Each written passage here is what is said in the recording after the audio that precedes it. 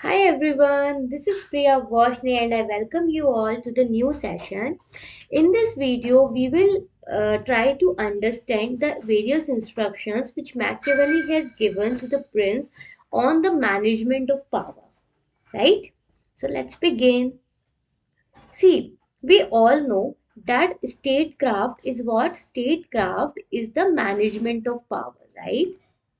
Statecraft is the management of power. And since a prince has enormous power, therefore it is very important for the prince to understand how to manage that power. Now, one point which you should note here is when whatever we will study in this is when we talk about the management of power, then one aspect of it is to utilize that power for the sake of the citizens, etc., right? We are not talking about that part in this video. Or Machiavelli is basically focusing about that how the prince can retain that power, or you can say, see, we all know that there are many there are many enemies of a prince, right? So let's say this is a prince, right? He is actually surrounded by a lot many enemies, right? There are many enemies of the prince, and what they actually want to dethrone this prince, or you can say that they all want to grab this power, right? They all want to grab this power. Now, the what Machiavelli through his instructions is trying to he is actually trying to, to tell the prince that there are you are see he says that, hey prince, you are actually surrounded by so many enemies, and this is how you can actually you can say you can actually face this situation with, and this is how you can be you will be able to remain in the power, right? So what Machiavelli says is, according to Machiavelli, it is better for the prince to be feared than to be loved. What he is saying is कि एक Prince के लिए ये अच्छा है कि लोग उससे डरे बजाय उसे प्यार करें। मतलब क्या? मतलब देखिए, जैसे मैंने आपको बताया कि वो अभी हम लोग मेजरली किस एस्पेक्ट की बात कर रहे हैं, हम मेजरली बात कर रहे हैं उन लोगों के बारे में जो कि प्रिंस को डिथ्रोन करना चाहते हैं, राइट? सो वो क्या कहते हैं मैकियावेली कि देखो, जो आपके आसपास के कंट्रीज हैं, टेरिटरीज हैं, या फिर आपके देश में ही जो कुछ लोग हैं जिनके अंदर कॉन्स्पिरेसीज उपज सकती हैं, या फिर who can even betray you, तो उन लोगों के, ऐसे लोगों के दिल में हमेशा एक डर होना चाहिए आपके लिए। इट्स ओके अगर वो लोग आपको एक अच्छा प्रिंस नहीं मानते तो, ठीक है, वो काम करेगा। लेकिन अगर उन लोगों के अंदर ये डर नहीं है कि अगर उन लोगों ने आपके खिलाफ कुछ बगावत की या आपके ऊपर अटैक किया, और अगर उनको ये डर नहीं है कि उस अटैक का जवाब आप एक बहुत अच्छी तरह से दे सकते हो, उस अटैक के जवाब में they can even lose their lives, तो ये चीज आपके लिए बहुत खतरनाक हो सकती है।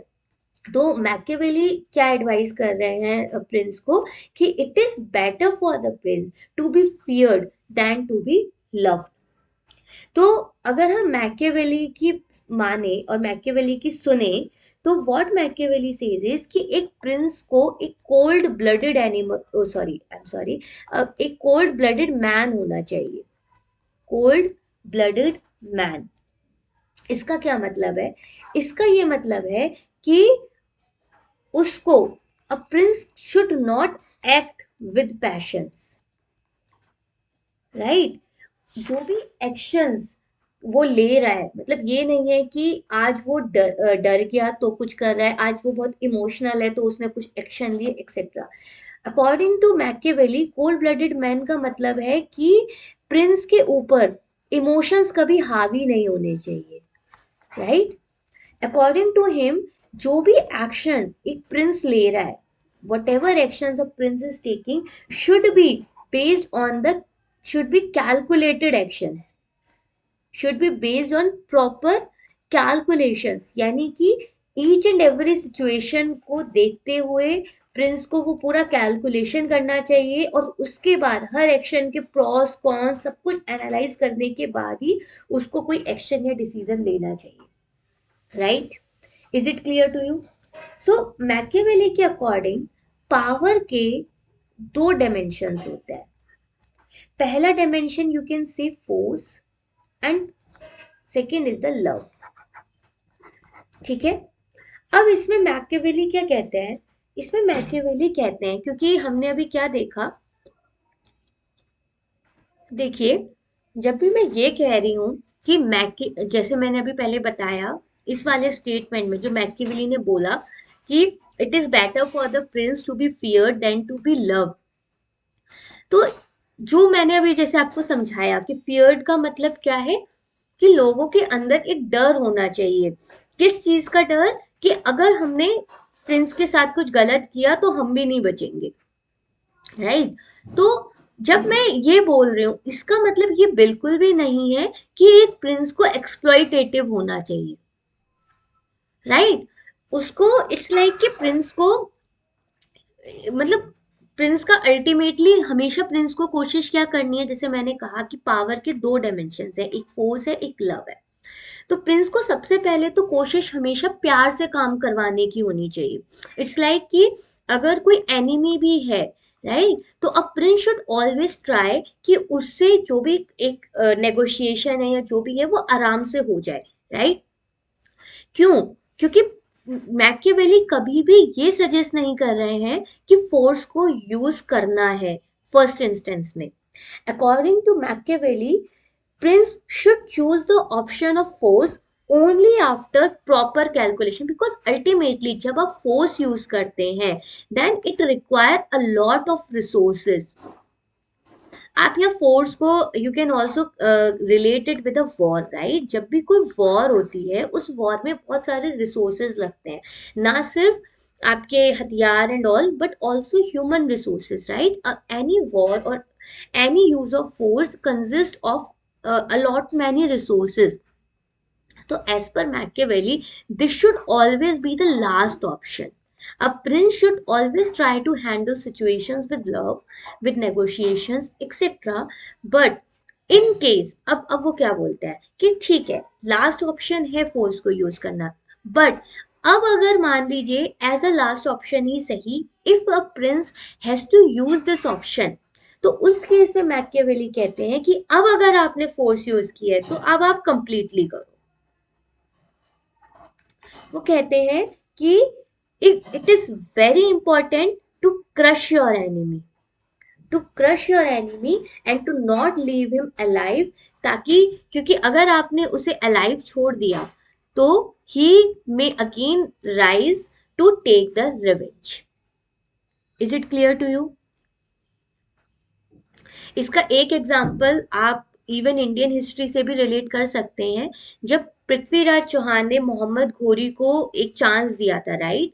Prithviraj Chauhan could even kill him in the first instance only, but उन्होंने उसको चांस दिया एंड वो उनके ऊपर मतलब यू कैन से कि it actually not resulted in his interest, right? तो दिस इज हाउ और this is what Machiavelli is suggesting to the prince. Is it clear to you? तो अगर मैं इसका पूरा एक आपको जिस्ट बताऊं, if I just brief it for you, तो what Machiavelli is saying, that Machiavelli is saying कि it is better for the prince to be feared than to be loved. Why? Because it is very important for the prince to remain in power, and since he is surrounded with a lot many conspiracies and traps, it is very important for the fear to reside in the hearts of the persons who may think to betray him, ताकि वो उसको betray करने से पहले लाखों बार सोचे, right? और again वो बोलते हैं इसका ये मतलब नहीं है कि प्रिंस को एक्सप्लॉइटेटिव होना चाहिए। Prince should treat people with love, Prince should treat people with मतलब उनको जितने अच्छे से ट्रीट करना चाहिए, लेकिन कभी भी उसको इतना वो कहता है ना कि एक जो लगाम होती है उसको हमेशा कस के रखो। इट्स नॉट कि आपने उसको बिल्कुल ही ढीला छोड़ दिया है।